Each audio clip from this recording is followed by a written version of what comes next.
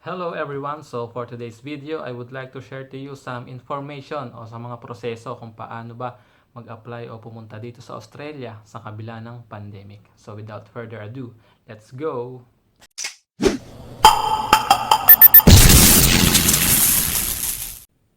Okay guys, so first of all, ang mga information na i-share ko sa inyo ay base lamang do sa proseso na pinagdaanan ko kung paano ako nakapunta dito sa Australia gamit yung agency natin sa Pilipinas.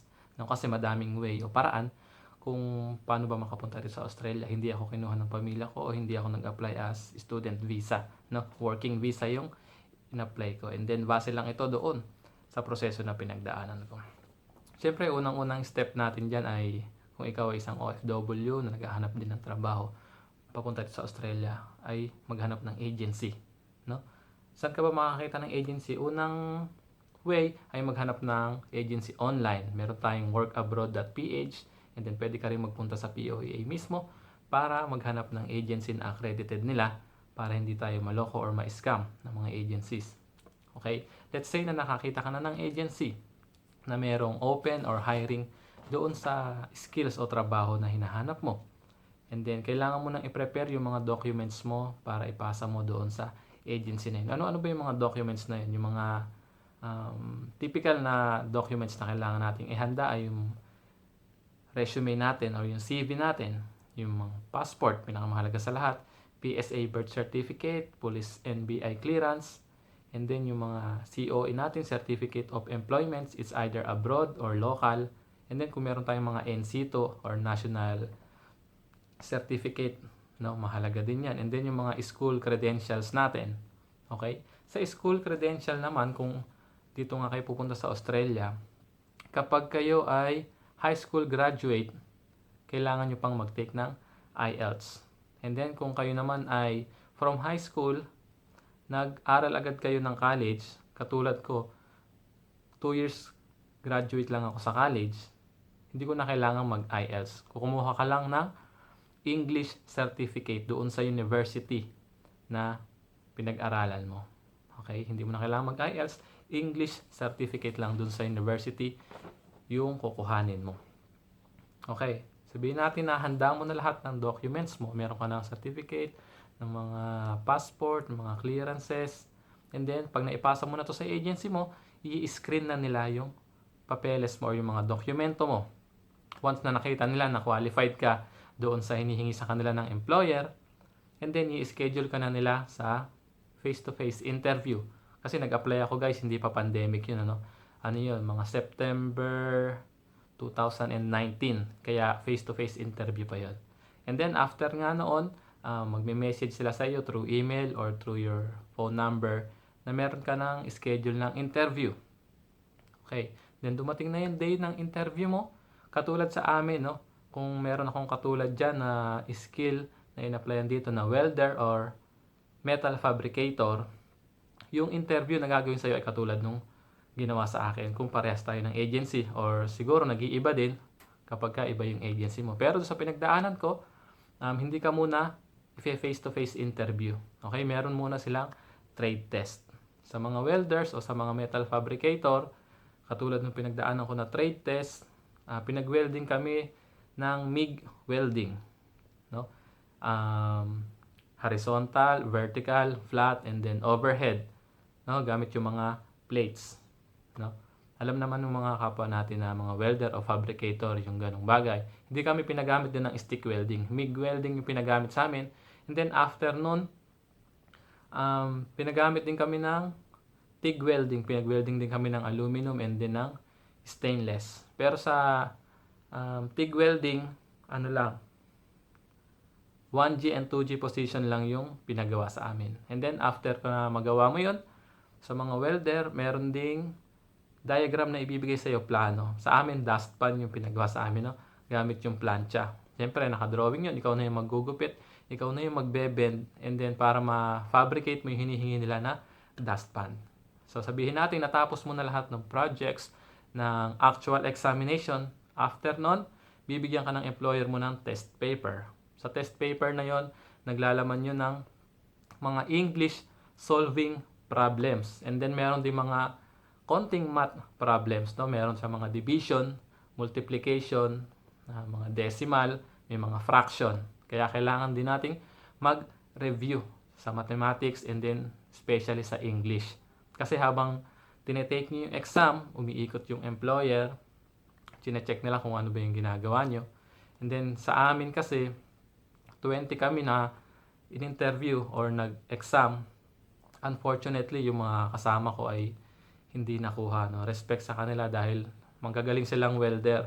Pero medyo kinulang lang doon sa test paper. Kaya after nun, in-interview na ako. Tinignan yung aking mga projects, yung mga actual exam, and then pati yung test paper ko. Titignan kung ano ba yung level mo sa English o doon sa mathematics na kanilang pinatest. Kasi kapag hindi nila nagustuhan yung mga sinagot mo, medyo hindi umabot doon sa hinihingi nila na level, hindi ka nila i-interviewin face to face. Okay?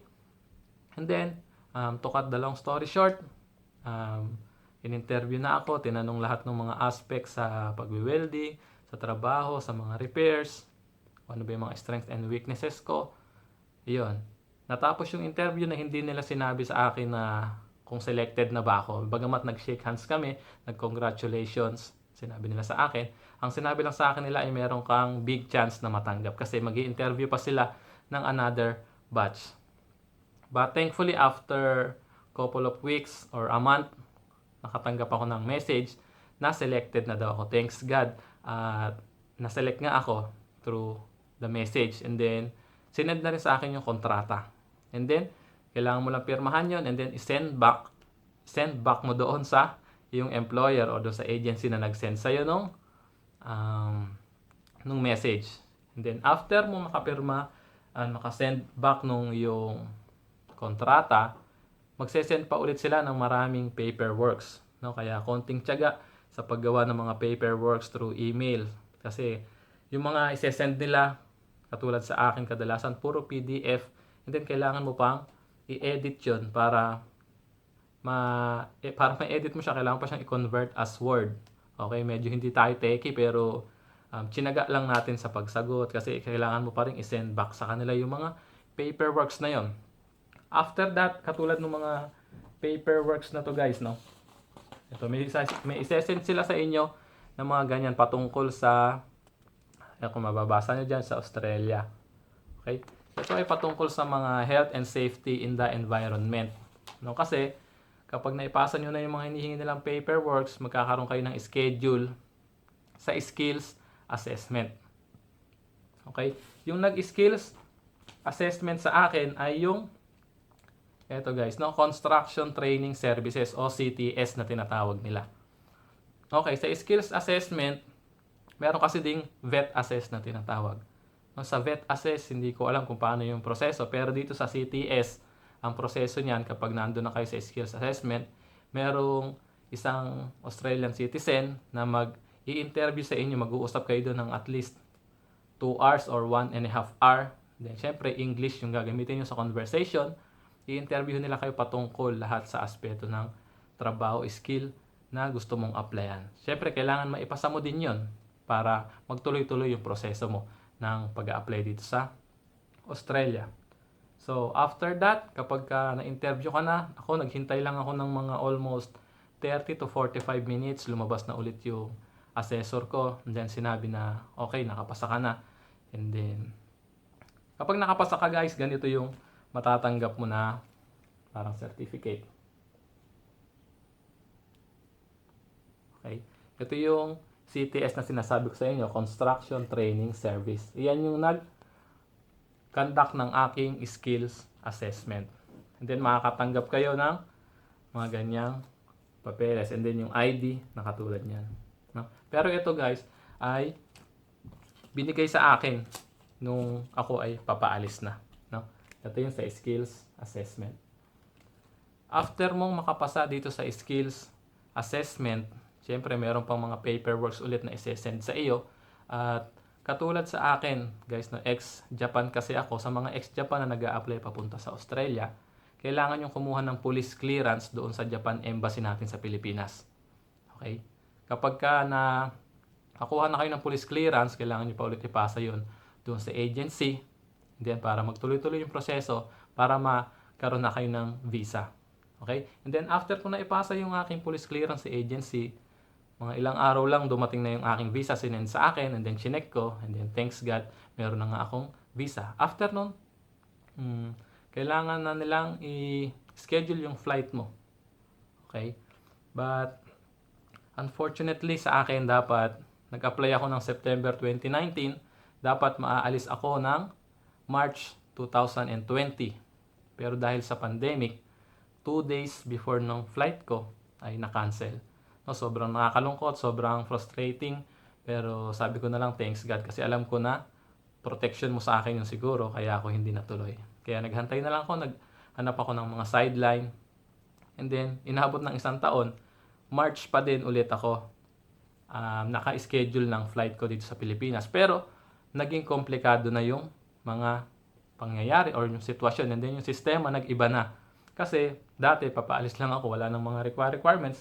Pero ngayon, may mga requirements ka na dapat ihanda kasi nga, pandemic ngayon.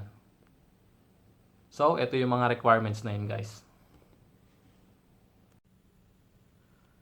So, i-expect nyo rin nga pala, guys, na meron kayong 2 medical examinations na pagdaraanan. Hindi natin alam kung pare-pares lahat ng agency. Pero, karamihan, laging gano'n, no? Sa amin, after the interview, yun yung initial medical examination. And then yung pangalawa ay yung bago kayo umalis. Okay? And so, unang-una, dahil yung flight ko ay connecting flight, magle-layover muna kami ng 1.5 hours sa Papua New Guinea. Kailangan namin mag-prepare ng air passenger travel form. Katulad nito, guys, no? Ayan. Okay? Yan, guys, no? Katulad niyan. Ito ay makikita rin yun naman sa online website nila, no? Sa airline. Kasi yung airline na ginamit ko papunta dito sa Australia is Air New Guinea, no? Yun yung airline na galing sa Papua New Guinea. Connecting flight. Kaya kailangan ko pa rin kumuha ng travel form para makapasok doon sa Papua New Guinea. And then, bukod doon, kailangan mo pa rin magkaroon ng pinakamahalaga sa lahat dahil pandemic, ay yung travel exemption dito sa Australia. No? Unfortunately, marami sa kababayan natin na nade-decline yung kanilang travel exemption na in-apply, pero sa akin, thankful okay God na na-approved yung aking travel exemption. No? Makikita nyo sa travel exemption na yan, katulad nito. Yan.